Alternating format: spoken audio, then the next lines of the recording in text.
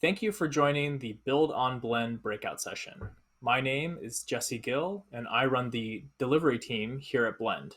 Many of you may have worked with members of my team on your Blend implementation. I'm very excited to have you here today. First up in the session, we're going to hear from Chris Sanford, who runs our integrations team, and he's going to discuss the importance of integrations as well as Blend's overall vision for how we approach integrations.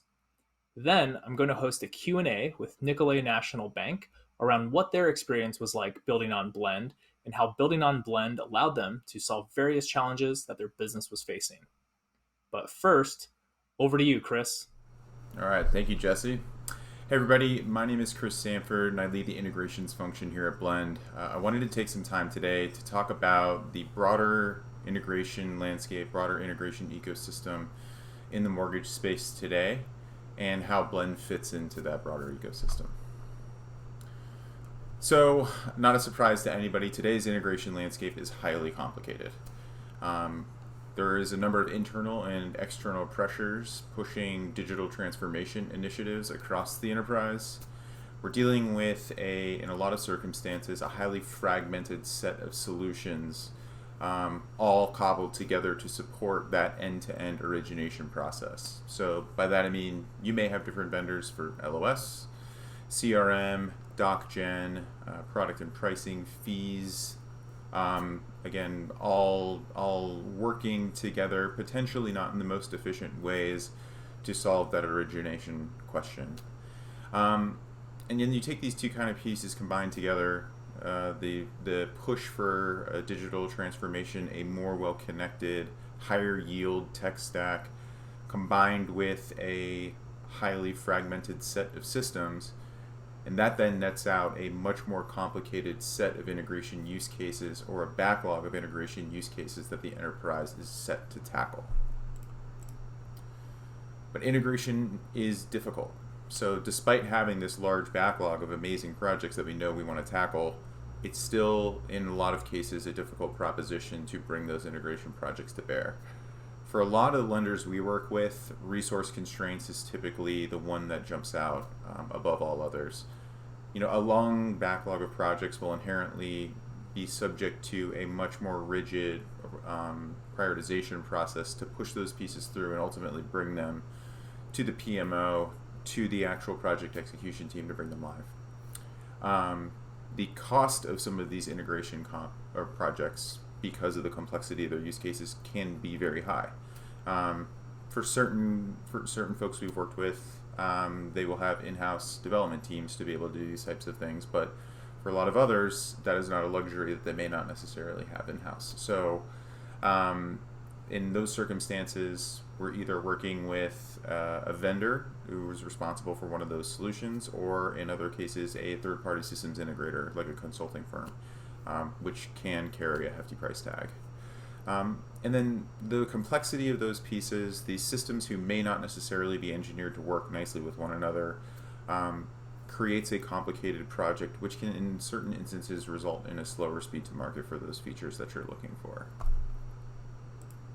But despite the challenges, we do know that integrating these systems together is a highly valuable prospect.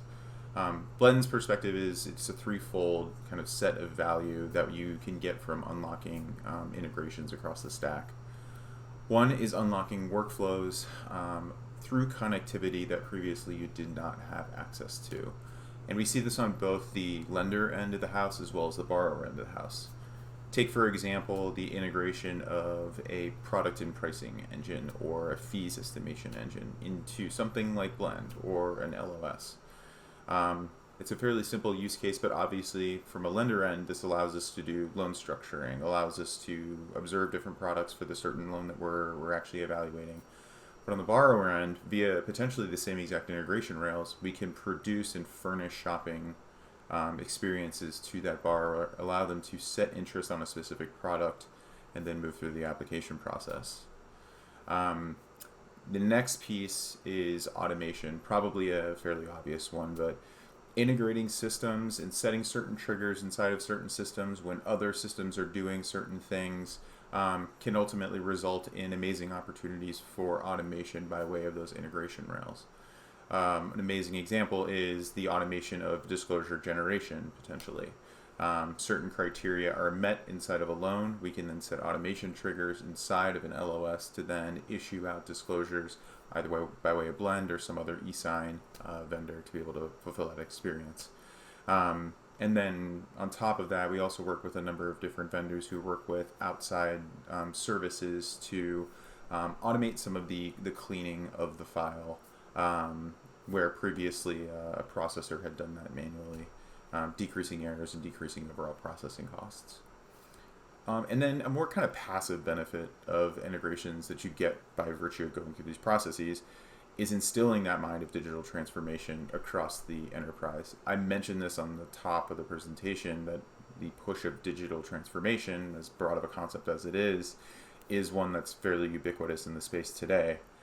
On a micro level, it is incredibly powerful to have an internal development mindset towards pushing full leverage of the IT stack end to end, which can result in some benefits in terms of future proofing your solutions, building more malleable things like microservices, or more generic integration points that allow you to iterate on your stack more freely. Viewing that stack as one kind of broad set of components instead of individual siloed pieces is kind of a mindset that lends itself towards that, ultimately resulting in just a general overall higher level of agility and higher level of granted reactivity that you can have based on some unknown internal factors, like COVID-19 as an example, pushing a lot of our lender partners to rapidly develop their consumer direct channels. Now, all of this is in spirit of the overall thesis that integration brings to the table of maximizing the value of the end-to-end stack. I now want to switch gears and talk about how we at Blend approach integrations and help our partners, help our lender partners do just that, maximize the value of the stack that they have to fulfill origination. So Blend's integration philosophy is really rooted in touching every part of the origination process end to end to get the most possible value out of each of those individual phases, resulting in the most seamless, the most frictionless, and the quickest high value, high quality end to end process across the board. So our mentality in approaching the overall process as it relates to integrations breaks down to a few key things. One is focusing on the most common set of use cases. We are lucky to have a very wide set of customers, of a very wide set of profiles, and as a result are able to take a pulse on common use cases that we expect to need to be addressed from an integration. Perfect example is the investment that we made early on in asset connectivity. So working with third-party aggregators to help fulfill a simpler borrower-facing experience to gather asset data into Blend, and then on the back end of that, make easier reuse of that asset data in the way of things like generated asset statements, or working with some of the GSEs to do programs like day one certainty with that same exact data, all rooted in very integration-heavy feature sets. The next is Blend is heavily invested in being a very strong end-to-end experience for our lender and borrowers. For that kind of point of sale application experience, there are certain component parts that are ancillary to that Blend's integration to would result in even more valuable of an experience end to end. So to that end, we're very open from both a partnership and a technology standpoint to partnering with best-of-breed technology solutions in the space that can overall result in net positive value for both partners in that specific equation.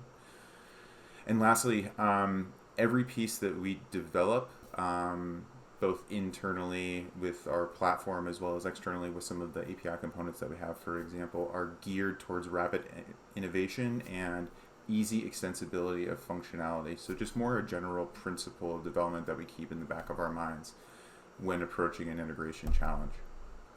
So, from a kind of overarching mentality perspective, philosophical perspective, if you will, we like to think of Blend as that center of the hub, um, center to the spokes of all the other component parts in the origination process that are required in order to do that end to end origination.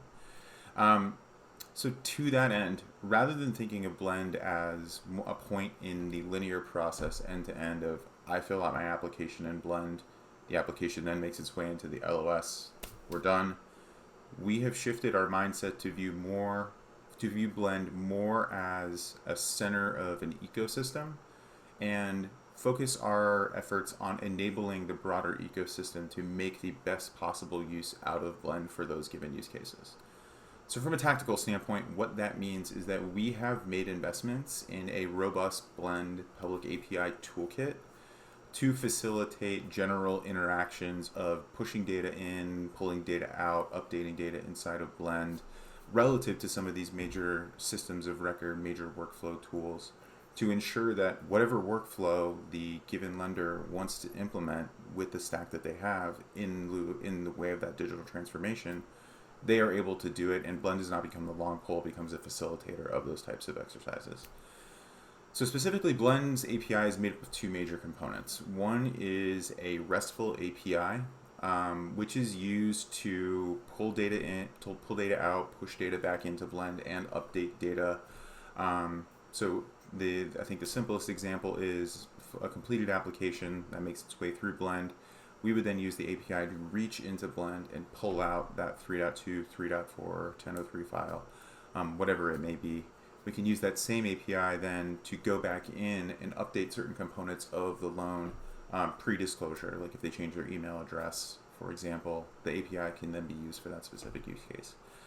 Those are two of literally hundreds of use cases that you can do through the API, and I would definitely recommend as a call to action, if you have not already reviewed the resources around our APIs, that you do so. And then on the other side of that, the API is one side, but there is a requirement that we as a major component in the origination process have to alert these other systems as to when major things are happening inside our system. And to that end, we've created a set of events that can be sent out of Blend to whatever consuming application you may have in the stack that needs to understand when things happen inside of Blend. So piggybacking that application submission example, Blend can use its API to push an event out to, let's say, a CRM, saying application 123 was submitted. Go do whatever you have to do to pull the application out, to pull certain component application parts out into the CRM, to tell the LOS that it needs to then pull the application out of Blend. Very flexible event-driven structure, but the overall goal is to keep every system that needs to stay attuned to what is going on inside of Blend is able to do so, and able to do so in a flexible way. So from a pure manifestation of that tactical toolset standpoint, we typically see execution of integration projects falling into one of three families. One is the set of out-of-the-box integrations that Blend has by way of some of the value-add partnerships that we were able to create in the space. Partnerships with LOS vendors, partnerships with CRM vendors, DocGen vendors, and building robust integrations that are extensible for multiple customers and configurable to those individual customers' needs allows us to spin up integrations in a matter of days as opposed to a matter of months like you might see with a fully custom development experience. That API is consumable by partners, by Blend itself, but also consumable by customers. So to that end, we pride ourselves in the developer experience that those APIs have warranted customers who may have more sophisticated development arms that want to build and own their own integrations.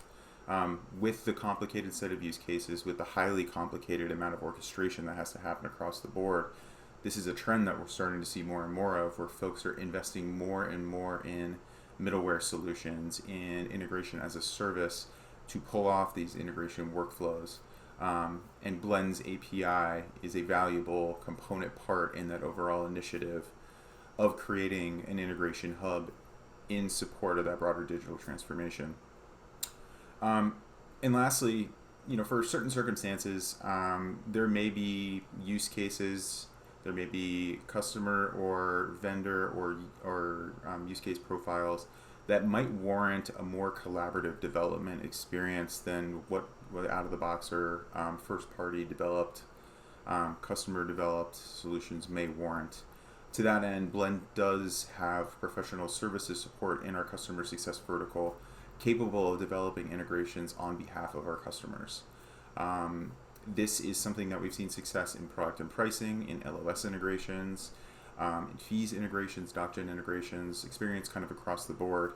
But the general goal of each of these individual approaches is to tackle some of those major challenges that we saw up front. We want integrations to be an enabler, not a blocker. So, by virtue of creating a flexible set of tools, creating a value add set of partners around those tools, and having a flexible delivery arm capable of addressing each of these individual integration approaches, we are able to tailor bespoke delivery approaches to whatever the customer may throw at us, with the overarching goal of delivering value add integrations as quickly and effectively as possible. So, there's a lot of information. In terms of next steps, I would recommend first working directly with your Blend account management rep, with your Blend account executive, whoever your key point of contact at Blend may be. Take an inventory of the use cases from an integration standpoint that may be interesting to you, and work with them to understand what approaches we may be able to collaboratively take in addressing those. And then, as I mentioned earlier, for some of the more technical folks out there, I would recommend and implore you to take a look at some of the technical documentation that we have around our API resources, as there is a lot of great information to glean about use cases we've addressed in the past, but then also just fundamentally the API components themselves can help you to start paint a picture of what you can possibly do in working with Blend. All right, thanks everybody. I'm going to go ahead and pass it back to Jesse. Thank you so much, Chris. That was great to hear, and I always appreciate and value your insight. Now, we're going to chat with Seth and Ryan from Nicolet National Bank about their experience building on Blend. So, first, tell me a little bit about yourselves, your backgrounds, and what you do for Nicolet Financial Bank. So, we'll start with Seth and then hand it over to Ryan.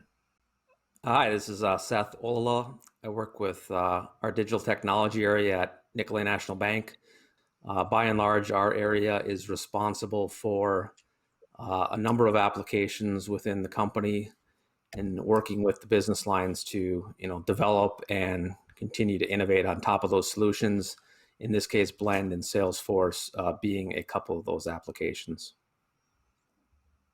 Hey, this is Ryan from Nicolet Bank. I currently serve as the Director of Innovation. So I work alongside Seth in our digital technology area, working on our digital strategy, as well as managing our development team and introducing new capabilities to the bank. Seth, could you also give an overview of Nicolet National Bank? Yeah, so Nicolet National Bank is about a 20-year-old bank. We're based in Green Bay, Wisconsin. The majority of our branches are located in Wisconsin. We do have one branch in Michigan.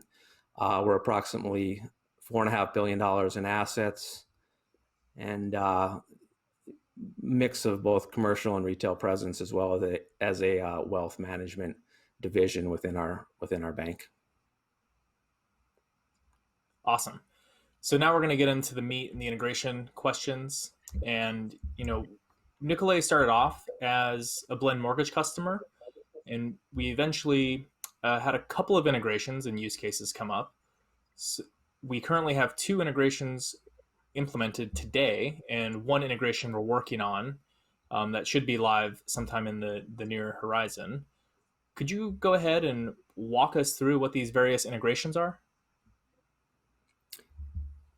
Sure. So our first use case for Blend was on the mortgage side.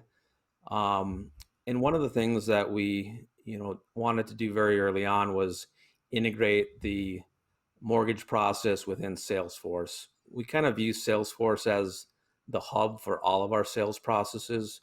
Granted, we're not there yet today, and we still are integrating additional sales processes within Salesforce. But to kind of maintain that strategy and have kind of complete visibility into our mortgage pipeline, we did an integration that allows for the mortgage lender to start a blend application from an opportunity in Salesforce and then push that into Blend. We actually don't allow the mortgage loan officers to originate or start a loan directly in Blend. So that kind of gives us visibility into all our existing mortgage opportunities. The second use case is for deposit account opening. So we're in the process of building out in-branch deposit account openings through Salesforce. And we've also built out the Blend integration into Salesforce for deposit account opening. So essentially what happens is when a application is started in Blend for a deposit account, it immediately starts that opportunity in Salesforce as well. So if the Blend application wasn't completed online, or if the customer ran into issues, we have visibility into that in Salesforce and then can continue that process in Salesforce, either in branch or through Blend or over the phone. And then the last use case that we're working on is the integration of the cross-sell of the mortgage application, or excuse me, the deposit account opening during the mortgage application process. So at a point within the application, when it reaches a certain milestone in our loan origination system, we can expose the deposit cross-sell to the customer via Blend using the Salesforce integration that's kind of the middle between the LOS and Blend. So, digging a little bit deeper into the mortgage integration, I know you touched on this, just right now, but what was the main problem statement that you were solving when doing the Salesforce integration with mortgage? And after completing that project, what were some of the key benefits that we realized? Yeah, I think, I did speak to it a little already, but just kind of having that central hub of Salesforce to manage our sales processes, having, good pipeline data, allowing lenders to not have to, interact directly with another system being Blend to start that application. We're really conscious of the number of systems that our salespeople have to interact with during the sales process. So, it just seems to fit our strategy of simplifying the sales process and using Salesforce for all the other things that it does in conjunction with the mortgage application. And that was useful also, I think we had talked about with abandoned mortgage applications, just allowing that data in Salesforce for all your marketing purposes and everything else that you can kind of plug into that centralized hub. Yeah, certainly. Just speaking of abandoned applications, there's value in having that data in Salesforce and, following up with customers if, they haven't, maybe gone down the path that you would like. So yeah, we think there's a lot of benefit to having visibility in one place, that being Salesforce to all those different scenarios. So, switching gears from mortgage a little bit to discuss the deposit account opening project. I think, as you had mentioned before, we first integrated mortgage. There was an opportunity as our two organizations were talking about what deposit account opening solution would look like. And I know that we're talking cross sell, and then we kind of opted to go directly with that deposit account opening solution. And then cross sell is something that we're still working on, as you mentioned earlier. Um, I want to talk through some of the challenges that you were solving for and what success looked like with these various integrations, specifically around the deposit account opening project. Yeah, so I can speak to that. So there were a number of issues. The primary was our online user experience and our in-branch user experience. They're two different systems. So we found that many of our customers applying online, if they were faced with any issues or an abandoned application and called into the branch, number one, it was very difficult for our employees to find those applications. And number two, they'd have to restart from scratch and use the in-branch process. So that was the main goal that we were trying to solve for.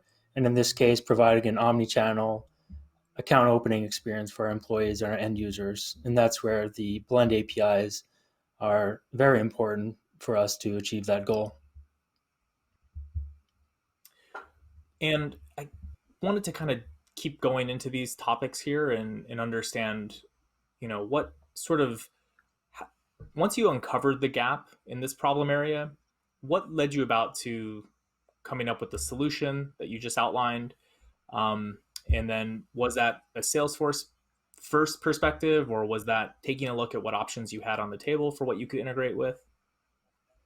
Yeah, so we knew that we wanted to have this omni-channel experience, and the way we view Salesforce is, many of our business processes reside there, and so we wanted to provide some sort of gateway for our external customers to, take part in those business processes, whether it's opening up a deposit account or onboarding for a wealth management relationship.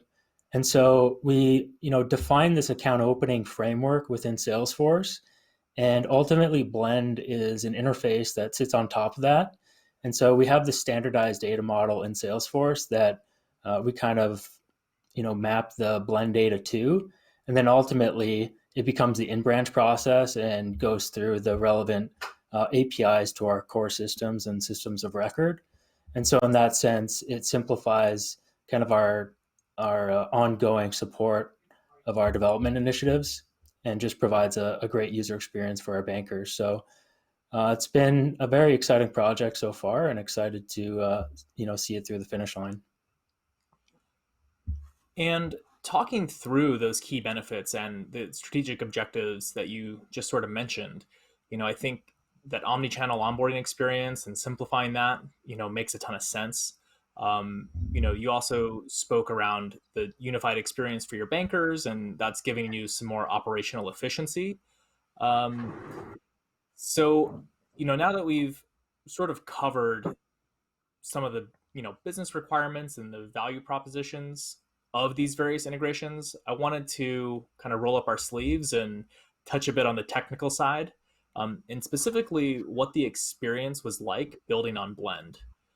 So I felt a good place to start would be with the mortgage integration, mortgage and Salesforce, and then we can go a little bit more in depth with some of how the API integrations worked and what we did for the deposit account opening project.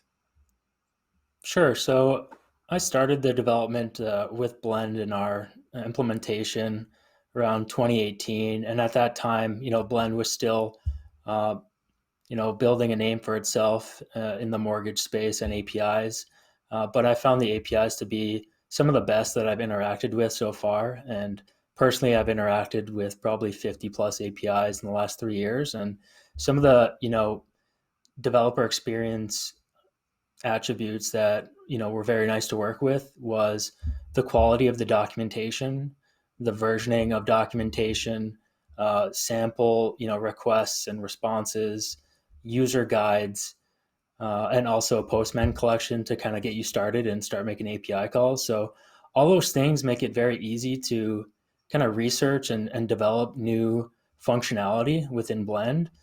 There are a lot of other APIs that we work with, legacy systems that require us to have a direct relationship and either a project manager or a technical lead on those initiatives, and just requires a lot of coordination, which in turn limits the amount of R&D that we can do because it requires a more formal partnership. Whereas in Blend, it's a lot more self-service, and so we're able to iterate and experiment without having too much overhead in terms of just meetings and that sort of thing. So my experience personally with Blend APIs has been great. I know our other developers have really enjoyed it as well. So I just wish that more companies, I think, took that approach with APIs. I think, especially in legacy banking, sometimes certain vendors view APIs as this new and very innovative technology, when in reality,